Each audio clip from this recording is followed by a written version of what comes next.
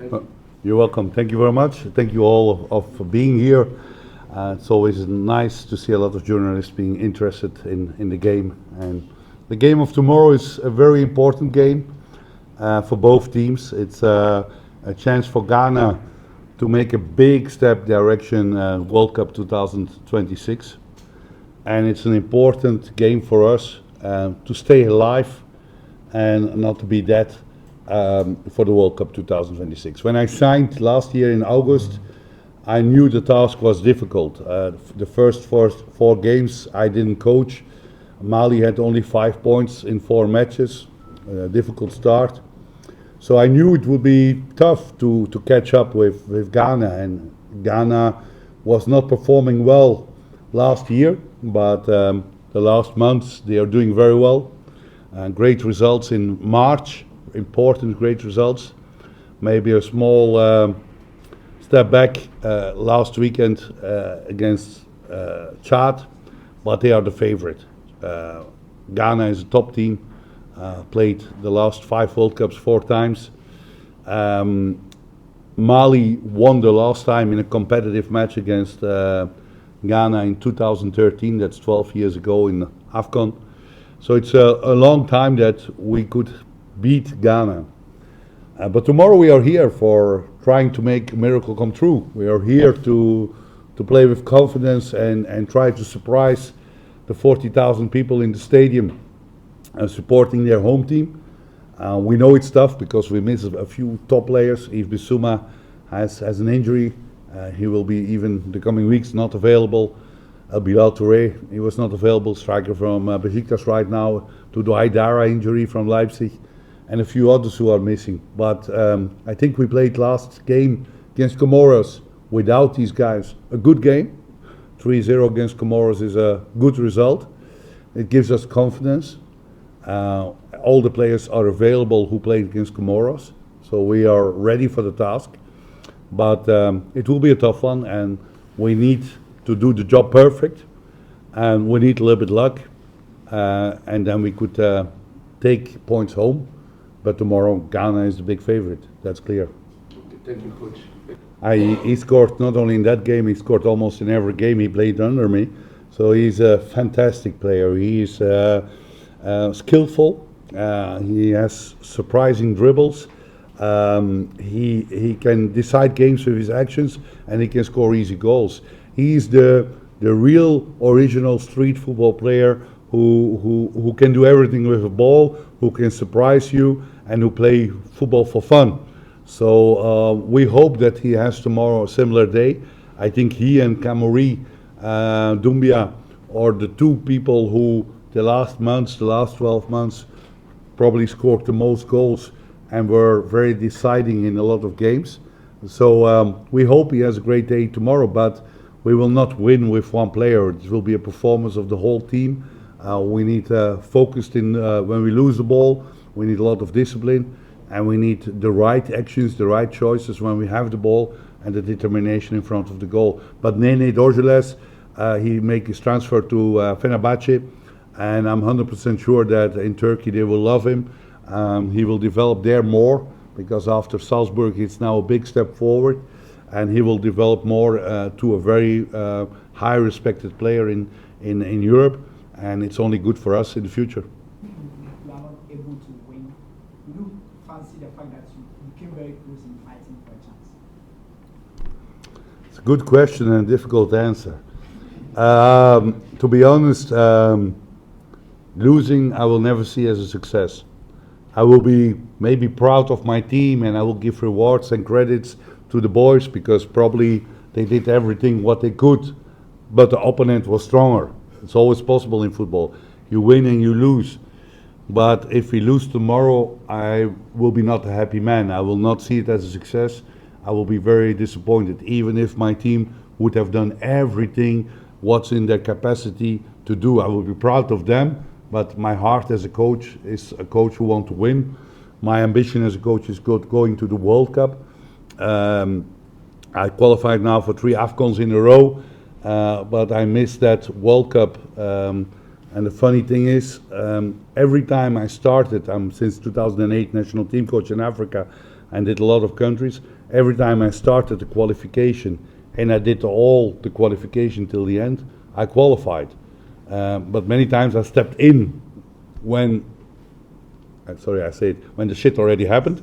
And I have to turn fortunes, but it's difficult to get the points what you lost back. Because if Mali had won against Ghana, then Ghana had 3 points less and we had 3 points more. So it would be a total different ranking. But if Ghana had won against Mali, I was probably not the coach of Mali because they would not have changed the coach. So everything has a reason. But tomorrow, as a coach, and I would be only happy with a win. But as a coach of my players, I will be proud always about them because I know they will do everything for the country, for the team, for the federation, for the people in Mali, to make them proud, and they will do everything to get the maximum here. I don't expect anything. It's not my demand to ask people, but I can only hope. Expecting and hoping is something different. I hope there will be a lot of Malians in the stadium, and I would say I hope I see a lot of green, yellow, red, but I guess I will see only green, yellow, red because both teams have the same color, sure in the flag. But I hope we have a lot of fans to cheer for us, to hope for us. But even if the majority of the crowd will be Ghanaian, it makes no difference for us. We play for our country, for the 23 million people who are watching at home, for our government, for our federation, for ourselves, because we want to go to the World Cup and we know this is our last chance.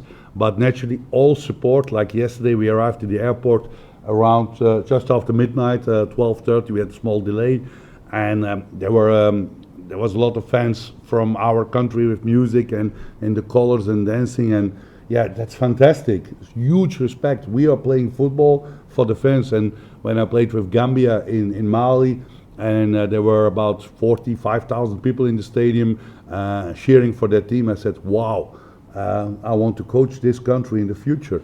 And I played only from my 9 qualifiers with AFCON and World Cup. I had only 3 home matches. All the rest is away from home. And now again away from home, and the last 2 only 1 at home. So, but the 3 home matches we played at home, their support was crucial. And to have not only 11 on the pitch, but a lot of thousands in the stadium helps for sure the team. So we will do everything for the ones in the stadium. I don't demand anything from them, they can demand things from us, but I hope they help us to get a good result. My name is Karim, I work with Joinings. At the time you were appointed as the head coach of Mali, there were links that you were also being considered for the Ghana job. Were there any contacts? And secondly, considering Ghana, what do you think are the main threats of the Ghana team ahead of tomorrow? Yeah, the time schedule is a little bit different because after Gambia, I had a contract till August 2026, but was 5.5 years there, and felt that 2 AFCONs in a row was really a big achievement. I didn't see the opportunity to improve, and I had discussed it with the federation, and they understood. I'm very honored to work 5.5 years for the Gambia, and the biggest honor I got is that I'm Gambian. And a lot of people talk about African coaches. I have a Gambian passport. I have a diplomatic Gambian passport. I got it from the head of state, and that was for me very emotional. But as a coach, I was looking forward to a new step. And around AFCON, there were 2 countries very interested in me, and that one of them was Cameroon, and the other one was Ghana. And I spoke around 4 hours, I think, in total with the Ghana Federation, with Kurt and Mark, the president and vice president. And I had a really good feeling, and I had a feeling also that they had a good feeling. But on the end, they decided for another coach, and that's football. I had to move on. At that time, there was no top team in Africa available. I chose to go to Asia for an interesting offer, but working there, I missed my continent, my African continent. And the moment Mali approached me for a financial, much less interesting deal than what I was earning in Asia, I had to ask my wife, am I allowed to go there? You can buy less shoes, but she agreed on it. And I went to Mali, and I'm very proud to be Malian coach, and I'm very proud about the achievements we got together. But it's true that at that moment, after AFCON, around AFCON, there were talks. I can't say if I close, that you have to ask the people, but I had the feeling I was close to the Black Star job. What do I think about the Black Stars? I think this is an amazing team. For more than 15 years, 17, 18 years, Ghana developed to one of the top teams in African football. In the 80s and 90s, we had Cameroons and Algerias. Nigeria came in the 90s up, and Ghana was the team really, maybe together with Ivory Coast in the beginning of 2000. And actually the World Cup 2010 made them a real powerhouse, not only in Africa but in world of football. And I think since that moment, Ghana always developed good players playing in top level teams. And this team, if you look to the quality selected by the current coach, Mr. Ado, it's really a top team. Players on the highest level in Europe, all top fit, still a lot of players not selected. Mostly offensive, so much quality. You can say we focus on one, but then you miss 2, 3 others who can score goals. Young players, but also one very experienced striker, maybe 2 very experienced strikers on high level. So it will be a very tough task. I have huge respect for the Ghanaian team. I believe really that they have everything, and it's shocking that they don't play AFCON, because a country like Ghana must become African champion in the near future with all this quality. But they are the big favorite tomorrow, and also the big favorite to go to the World Cup. It's up to us to do everything to stop them and to surprise them tomorrow and take the 3 points. But it's a very good team. Any more questions? I didn't see it. I saw pictures of the pitch, and I am not the kind of coach who talks about pitches and circumstances. The pitch is for both teams the same level, and 10 years ago we played on different pitches, and 20 years ago we played on different pitches. I'm going to tell you a secret. I played once with Gambia. My first game with Gambia was against Algeria. Belmadi was the coach, Maris and everyone qualifier. And on purpose I made the pitch minimal size, and on purpose they were not allowed to cut the grass for a week, and we to play a draw against them, so it was a surprising result. Pitches have no influence. We have no influence on pitches. We play tomorrow on any pitch, and we will play a good game with our potential, so the pitch will be fine.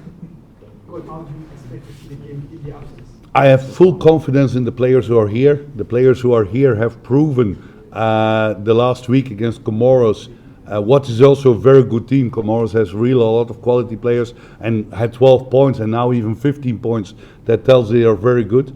So I have full confidence in the players who are here, and it's useless now to talk about the players who are not here. I said it already. Sure, we miss them, and for sure it would be nice if I had more choice and they were available, but it would be not fair to only talk about them. My players who are here, I have full confidence that they can do tomorrow the job, and I'm looking forward to that.